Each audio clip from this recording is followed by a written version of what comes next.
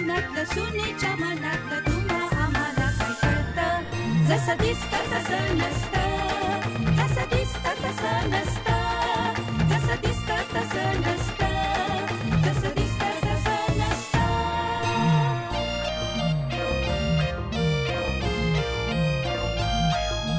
सासून खोड्या काढायला हव्या, सुनेन खोड्या मोडायला हव्या. दोघींच्या मनातलं गमतीचं नातं तुम्हा आम्हाला काय कळतं. जसं दिसतं तसं नसतं, जसं दिसतं तसं नसतं, जसं दिसतं तसं नसतं, जसं दिसतं तसं नसतं. अहो क्षमा मागायचीच आहे, पण आपली काळजी वाटली म्हणून विचारलं. बाहेर लोक काही बाई बोलतात. काय बोलतात बाहेर? आता हे सगळं नंतर. मुलं कोळंबली आहेत जेवायला आणि मला देखील प्रचंड भूक लागली आहे. तेव्हा बेटा लवकर क्षमा माग आणि मोकळी हो. क्षमा मागून मोकळं होता येणार नाही तिला. या घरामध्ये राहायचं असेल तर मी घालून दिलेल्या अटींच्या बंधनात राहावं लागेल. अट नंबर 1, तिने तिच्या माहेरच्या माणसांना मला भेटवावं. अट 2, इतके दिवस ती कुठे होती, कशी होती याचे पुरावे दाखवावेत.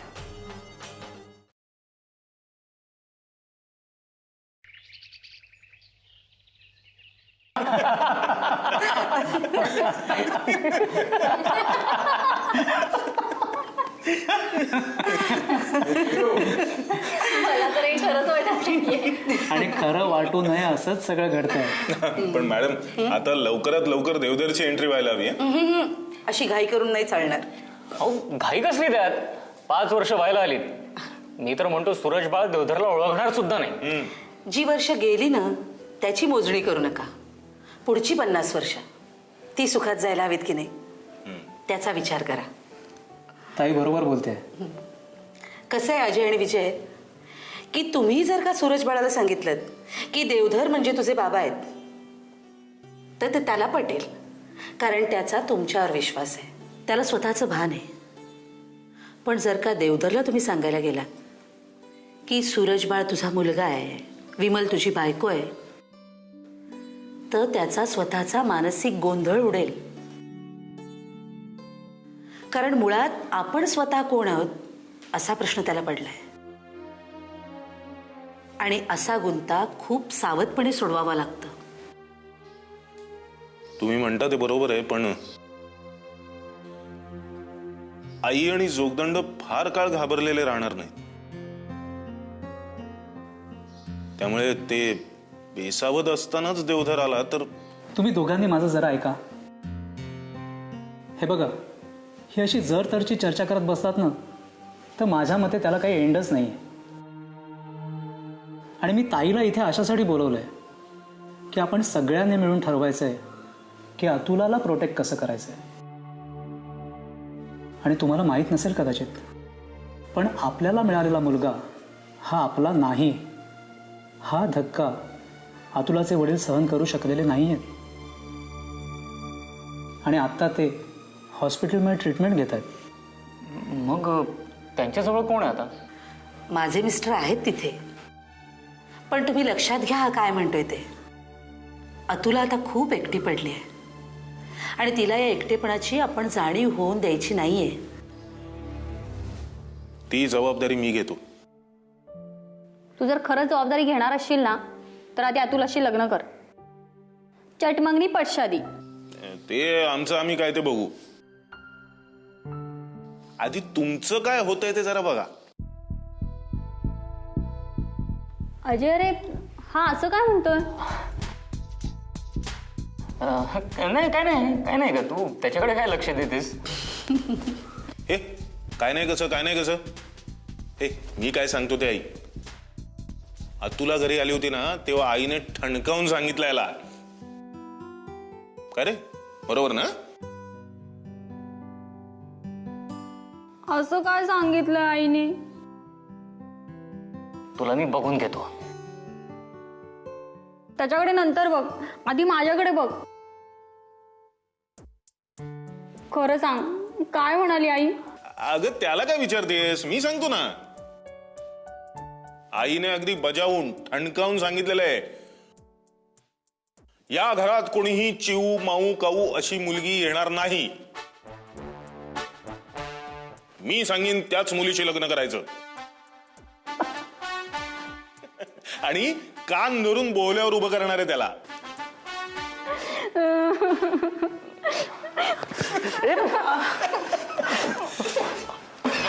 अगं थांब. अरे आस्तीन के सांप, मैं तुम्हें अपना भाई समझता था और तुम क्या निकले? अरे किस जन्म का बदला ले रहे हो तुम मुझसे? अरे डायलॉग नंतर मारा, आधी समजूत काढा. हा, रुजण्यात अतुलाच्या वर्तन येतील. अरे हो चिऊ.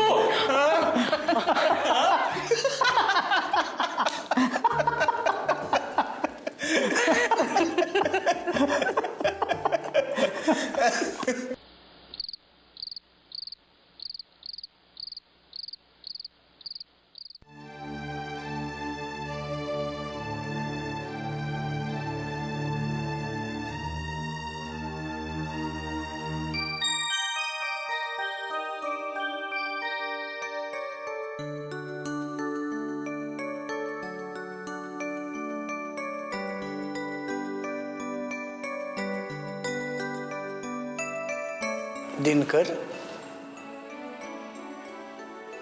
झोपायचं नाही वाटतं.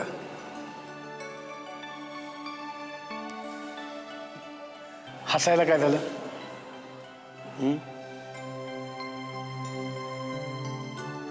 दिनकर हे नाव तुम्हीच ठेवलं ना? का तुला आवडलं नाही? नाही तसं नाहीये, पण हे तुझं नव्यानं सुरू झालंय. बोलायचं असतं तेव्हा बोलत नाहीस, नुसता हसत राहतोस. हसण्यानं काय साध्य होतं सांग? जसं दिसतं तसं नसतं, जसं दिसतं तसं नसतं. विचार करायला लागलो की सारखं वाटतो की हे सगळं विनोदी आहे. नियती कुठला खेळ खेळते तेच कळत नाहीये. अरे म्हणजे कळत नाही ते विनोदी कसं? तसं नाहीये. आता मला सांगा की मी कोण आहे याचा शोध मी आजवर घेत आलोय, पण त्याचा काहीच पत्ता लागलेला नाहीये. आणि आता हा देवधर कोण आहे हे आपल्याला माहिती आहे, तुम्हाला माहित आहे, पण त्याची स्वतःची ओळख त्याला नाहीये. जो विचार करण्याची गरज नाही तो विचार करण्यात वेळ का वाया घालवतोयस?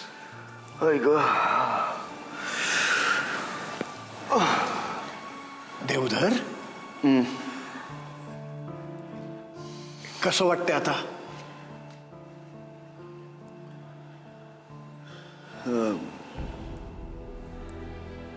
थोडा थकवा वाटतोय.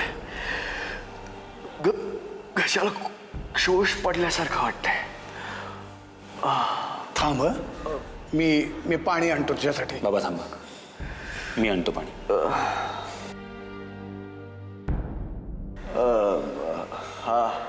हा कोण आहे?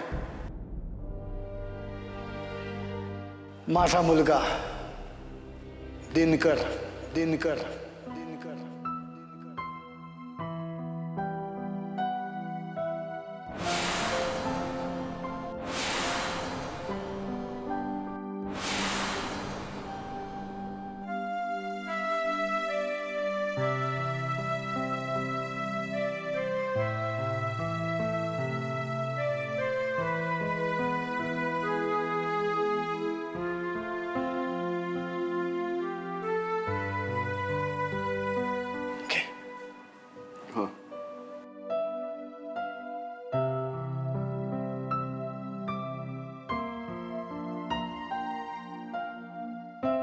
हळू,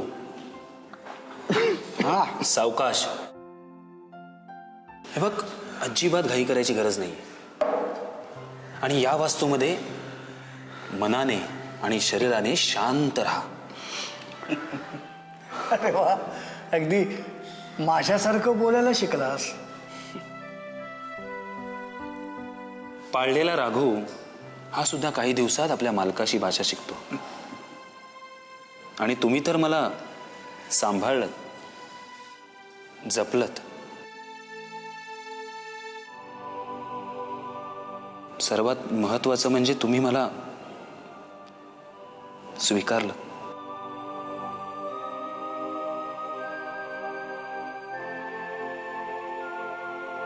मी कोण, कुठला, हा प्रश्न तुम्हाला कधी पडला नाही. पण मी कोण, कुठला, हा प्रश्न तुला सतावतोय. तुम्ही नक्की कशा संदर्भात, कशाबद्दल बोलताय? आम्ही आयुष्याविषयी बोलतो. हातात काय राहिलं, काय निसटलं, हे प्रश्न गौण असतात पुरा. पण तुम्ही नेमके तेच उराशी घट्ट धरून ठेवता. नाही, मी काहीच धरून बसलेलो नाही. पण पण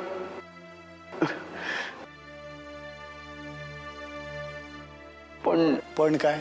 पण मी काहीतरी आठवायचा प्रयत्न करतो, पण मला काय आठवत नाही हो. काहीच आठवत. माझं ऐक. देवघरात जाऊन शिवलिंगासमोर शांतपणे बस आणि शिवलिंगाला एकटक पाहत राहा. बघ किती फरक पडेल तो. चल, मी तुला देवघरात घेऊन जातो. मी मी मी जातो, स्वतः जातो. आणि हो, आजपासून पारायणाला सुरुवात करायची ना? आज एकादशी आहे. हो.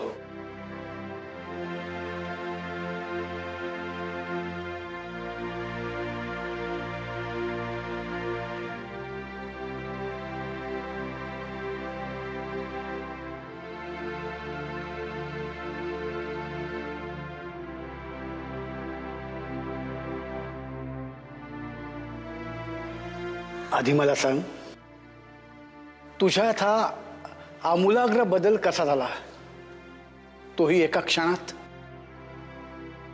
साक्षात्कार हे क्षणातच होत असतात. हो, पण साक्षात्कार कसला ते तर सांग. देवधर इथे आल्यापासून मला अधांतरी असल्यासारखं वाटतंय. का? का ते नाही सांगता येणार, पण देवधर कोण आहे हे तुम्हाला माहित आहे आणि मी कोण आहे हे मलाच माहित नाही. बाबा, तुम्ही खिन्न होऊ नका. अहो, या वास्तूमध्ये किती गुण आहेत, म्हणूनच तिने अनुत्तरित प्रश्नांची उत्तर दिलेत. आता मगाशी तुम्हीच म्हणालात ना, जेव्हा देवधरनी विचारलं की हा कोण, तेव्हा तुम्हीच म्हणालात ना की माझा मुलगा. हा कोण आहे? माझा मुलगा दिनकर. दिनकर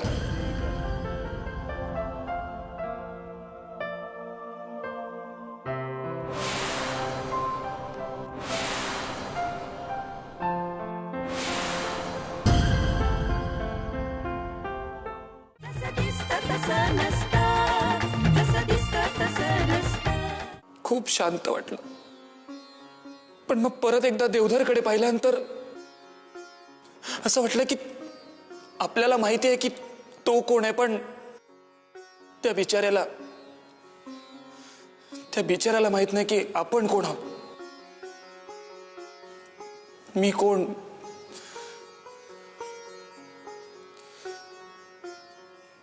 तरीही तुम्ही मला स्वीकारलं मनापासून. मनापासून? कशावरून ओळखलंस? तुमच्या स्वरावरून.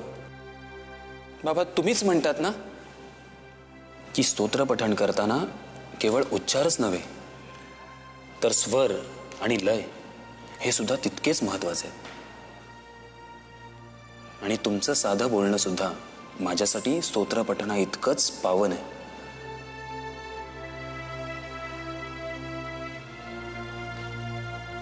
खरंच खरंच तू माझा मुलगा आहेस.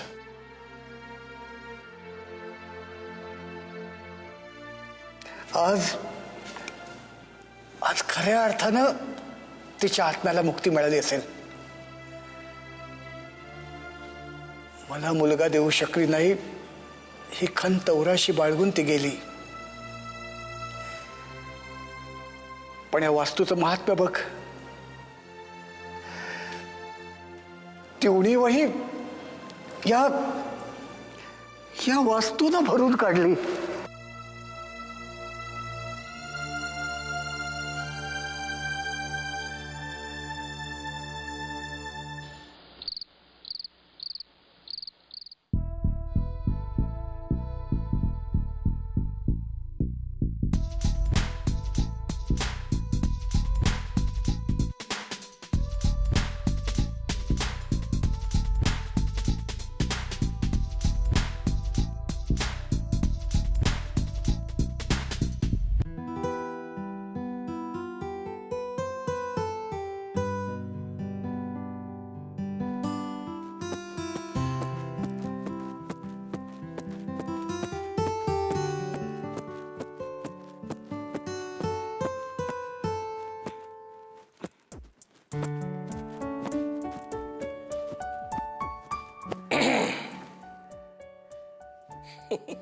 काय चाललंय काय तुझं? काही नाही. मग उड्या का मारतेस? उड्या नाही मारते हो, पाय नीट झाला का ते बघते. असं उड्या मारून काय आहे, मला प्रत्येक गोष्टीची खात्री करून घ्यायला आवडते. खात्री झाली ना म्हणजे मग काळजी उरत नाही कसली. पण नक्की कशाविषयी बोलतेस तू? बघा ना, आता त्र्यंबकेश्वरला जायचंय ना. पाय नीट नको का? एका दिवसात जाऊन यायचंय मला. आता त्याच्या मागे का लागतेस तू? काय म्हणाला? नाही म्हणजे त्र्यंबकेश्वरला जायची एवढी कसली घाई? काय झालंय काय? अहो असं काय करताय? एक अतृप्त आत्मा फिरतोय ना आपल्या घरात. तुझ्या रूपानं? काय बोलतोय मी? हे बघा, तुम्ही मला कितीही टिबचलत आणि कितीही विषय बदलायचा प्रयत्न केलात ना, तरी मी काय बधायची नाही. तुला शिकाय कसेही 2 हात करता येतील, पण मेलेल्या माणसाचा कसा बाई अंदाज बांधायचा? भानू, देवधर मेलेला नाही. हे बघा, तुम्ही या वाक्याचा 13 कोटी वेळा जरी जप केलात ना तरी काहीही उपयोग नाही. देवधर मेलाय हे सिद्ध झालंय. म्हणजे याचीही तू अगदी खात्रीच करून घेतली आहे का? तर काय? तर काय म्हणजे? हो, परवा जोगदंड आले होते ना, तेव्हा विमल हवेतच कुणाशी तरी बोलत होती. म्हणजे ती देवधरशीच बोलत असणार की नाही सांगा बरं. जोगदंड इथे कशाला आले होते? कशाला म्हणजे काय? तेच विचारतोय, जोगदंड इथे कशाला आले होते? माझा पाय बरा झाला का बघायला आले होते. ओहो, तुमची एवढी दोस्ती कधी झाली? नाही, परवा मला कळलं की तू त्याला चिरीमिरी पाठवतेस. असे काय व्यवहार असतात का तुमचे? आणि एवढी काय तुमची सलगी आहे? ईशा, सलगी कसली? साधा पाय मुरगळला तर तो इसम तुला घरी बघायला येतो. याला सलगीच म्हणायची काय?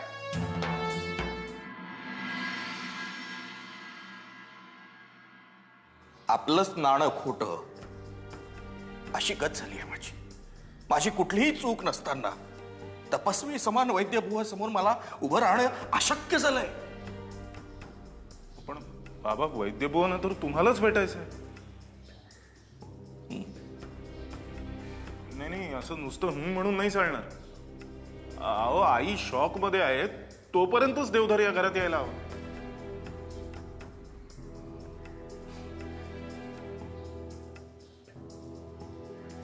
खरंच तसं होईल.